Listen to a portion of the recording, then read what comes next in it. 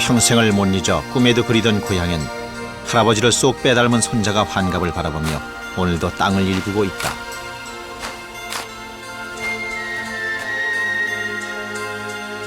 류자명의 본명은 류흥식이다.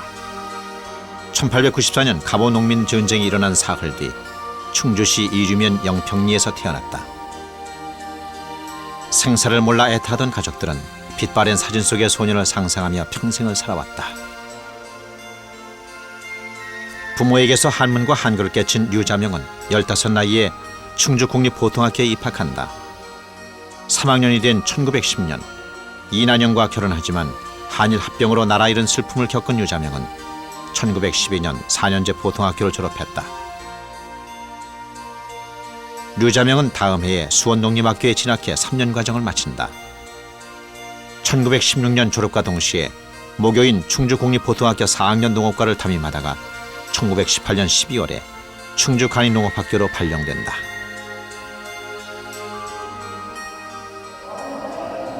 (1919년 3월 1일) 일제에 빼앗긴 조선의 독립을 외치는 만세 소리는 삼천리 방방곡곡으로 퍼져나갔다.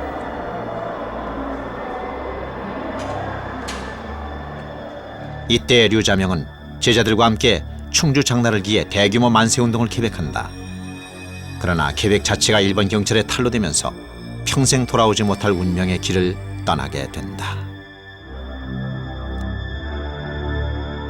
급히 나가려고 그러시니까 밥을 해드리니까 밥을 떠서 포 엎어 놓으시더니 그래요. 이제 작은 아버님은 100일 때쯤 되고 아버님은 3살 때 되니까 하루아침에 생과부가 돼 한으로 키운 두 아들은 아버지 없는 일제시대를 겪으면서 각각 사남 일녀의 자손을 두었다.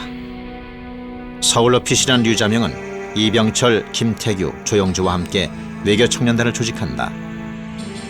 또한 각종 집회에도 참석해 3.1운동으로 인한 급격한 정세 변화에도 적응한다. 한편 3.1운동을 계기로 국내외 독립운동 단체들은 보다 조직적인 활동을 위해 노선을 정비했다. 3월 21일 노령 임시정부 성립을 시작으로 상해 한성 임시정부가 성립되고 상해를 중심으로 통합운동이 진행됐다. 太平洋战争之前的这个上海是全世界唯一的一个不要护照、不要签证，谁都可以来的城市。所以他要进到上海了，外国人要进到上海，比如韩国人要到上海来他没有什么护照会签，但是你进别的港口都有这个。那上海这个很特殊，因为它注意。 1919년 6월 류자명은 상해에 도착한다.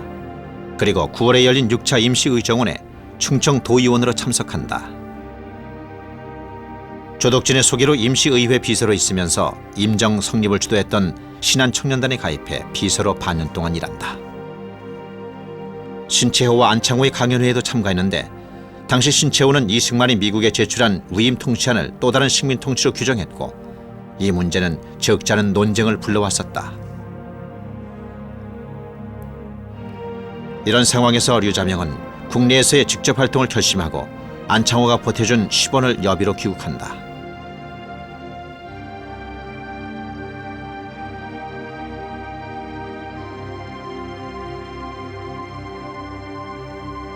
류자명의 귀국은 임정의 국무원령 제1호로 발표됐던 연통부 조직을 위한 특파원 임무도 겸했었다. 그러나 강화된 일제의 경계망 속에서 활동은 쉽지 않았다. 국내 체류 시기에 류자명은 크로포트킨의 아나키즘을 자신의 사상으로 수용한다. 막시스트였던 김한과 만나면서 사회주의 사상과 충돌하기도 하지만 약육강식의 힘의 논리를 부정하는 아나키즘을 통해 일제 침략의 부당성과 그에 대한 운동 방법을 찾은 것이다. 이 과정에서 21년 초에는 동대문 경찰서에 수감되기도 한다. 서울을 왔다 가면서 자기 정치적인 지향을 결정한 것 같아. 나는 무정부주의다. 그 다음 더 확고히 한 건 저희 생각에는 단재 선생하고 두 번째 북경에서 만나서 그때 확고하게 된 것 같아요. 1921년 4월 부친이 재산을 팔아 마련해준 200원을 가지고 북경으로 간다. 83년 전 류자명이 도착했을 북경역은 북경과 봉천을 연결하던 길목이었음을 말해주는 역사 표지만 남아있다. 당시 북경에는 단제 신채호, 우당 이회영, 심산 김창숙 등 북경의 삼위골로 불리던 원로들이 살고 있었다. 13억 중국 인구의 수도 북경. 개혁개방 정책 이후 급변해가는 중국에서 80년 전의 흔적을 찾기란 쉬운 일이 아니다. 북경에 도착한 류자명은 동성구 인화공우에서 김웅룡 등과 함께 생활했다. 그리고 북경에 머물던 청사 조성환을 스승으로 청해 중국어를 배웠다. 또한 류자명은 단제 신채호를 자주 찾았다. 이미 상해에서 만났었고 사상이 같은 동양의 젊은 청년 류자명에게 단제는 귀국한 부인과 아들에 대한 걱정 등 속내를 털어놓으며 함께 생활하기도 했다. 왜냐하면 신채호 선생님은 한국에서는 굉장히 유명하시지만 중국에서는 그렇게 모르잖아요. 알려지지 않았고 시간이 또 거의 80년 정도 흘렀고 그리고 많은 골목들이 이름이 다 바뀌었고 그래가지고 좀 조금은 힘들었습니다. 21년 가을엔 우당 이회영의 집에서 잠시 생활했다고 한다. 우당의 부인 이은숙의 회고처럼 하루 잘해야 점심이나 먹고 그렇지 않으면 굶기를 한 달이면 반이 넘으니 살아있어도 사는 게 아니라던 그 시절. 북경을 찾는 독립운동가들이 꼭 들렀다던 그 집은 확인할 수 없었다. 북경대학은 1920년대 신사상의 요람이었다. 또한 단제 신채호와도 관계 깊은 곳이다. 단제는 북경대 교수였던 이석중의 도움으로 사고전서를 섭렵하며 고대사 연구에 몰두했다. 류자명은 단제를 통해 조선 역사에 눈떴고 아나키즘에 대한 사상적 이해도 깊어졌다. 또한 단제 초청 강연회에서 류자명은 임정의 성립 경과에 대해 교민들에게 연설하기도 했다.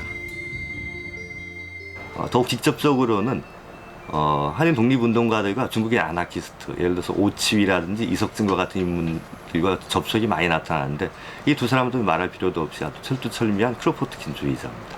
따라서 그들의 어떤 사상이 한인 독립운동가들에게 이제 큰 영향을 미쳤을 거라고 생각이 됩니다. 1921년 겨울 의열단장 김원봉이 찾아온다. 의열단의 국내 거사에 필요한 거점 확보를 위해 김한과의 연락 방법을 찾던 중 류자명을 찾은 것이다. 이를 계기로 류자명은 의열단에 입단하는데 김원봉의 입장에서는 아나키즘으로 무장한 역량 있는 이론가를 영입한 것이다.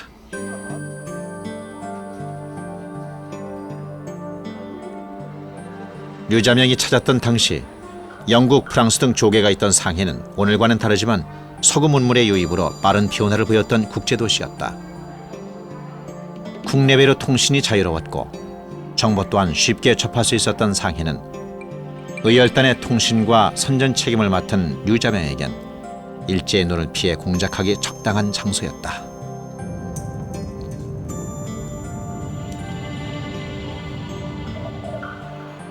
당시 의열단이 이곳에서 대여섯 채의 집에 나누어 집단 생활을 했다고 한다. 폭탄 테러로 일제의 가장 두려운 대상이었던 의열단은 서로의 신분도 철저한 비밀에 붙였다. 바로 그런 조직의 통신 연락 책임을 맡은 류자명은 행동가인 김원봉의 핵심 참모이며 또한 이론가로서 본격적인 독립운동을 시작한 것이다. 그러나 계속된 거사 실패로 공산주의자들의 이론적 공격을 받던 의열단은 보다 확실한 자기 명분과 논리가 필요했다. 이를 위해 류자명은 1922년 겨울 북경의 신채호를 상해로 청한다. 신채호의 붓끝에서 다듬어진 문장은 1923년 1월 조선혁명 선언으로 발표된다.